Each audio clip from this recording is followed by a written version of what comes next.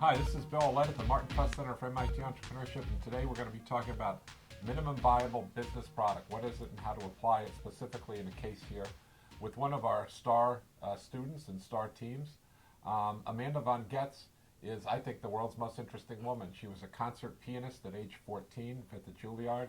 She then learned Russian on her own, and then she has started two companies and is now at MIT. And with her colleagues has started Thyme Labs with their product Thyme.io.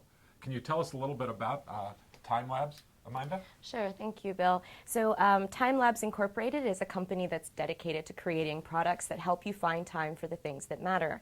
Our first product is an auto-scheduling mobile app for your smartphone that enables you to find and book the best time to meet with multiple people.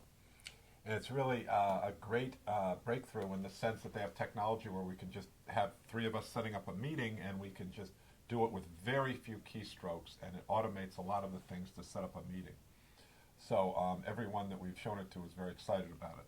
But let's talk about minimum viable business product. You guys have gone through the process and you've done a great job.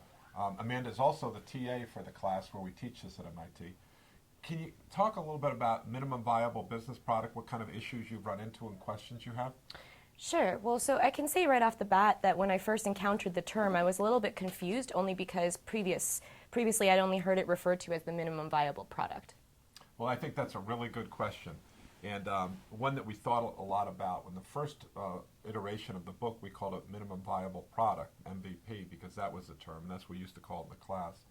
And then we were kind of doing the edits, and Chris Snyder here at the center brought up that, well, that's something that other people are using, and when they use it, they're talking about assumptions and testing assumptions. And I think you really need to separate assumptions from product. Product is when we put all the assumptions together to create the minimum product to give to the customer, where they test the functionality of it and we test whether they'll pay for it and what kind of value is created.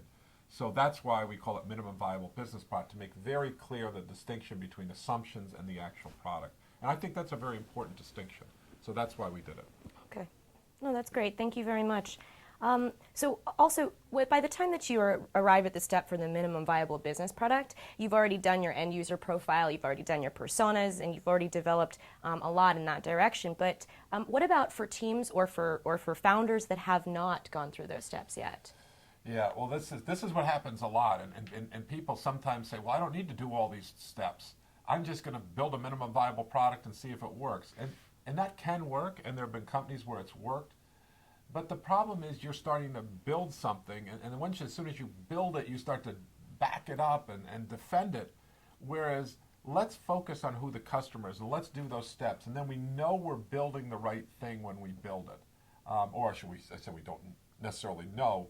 Our odds are dramatically higher, so we're going to be much more efficient and effective. Whereas if we just build something and throw it out there, sometimes that works, but the odds are not as high, and it's likely to be much less efficient. Believe me, I understand the urge to do that. You know, for instance, it's sensible, which we've talked a lot about. How do you explain to someone that you can touch something in the computer? So what we did is we gave a little demo of it, and just a very, very minimalist prototype. But all of a sudden they could feel stuff in the computer. They're like, oh, I get it. And I say, imagine if you could then, and we could carry it from there and show them a brochure, and then they could do it. But building the whole product would have been way too much work for us. And we want to build the right product, not something that we're guessing at. So take the guesswork out of it by doing the steps beforehand, and your odds of success are higher, and you'll be much more efficient in how you build the product.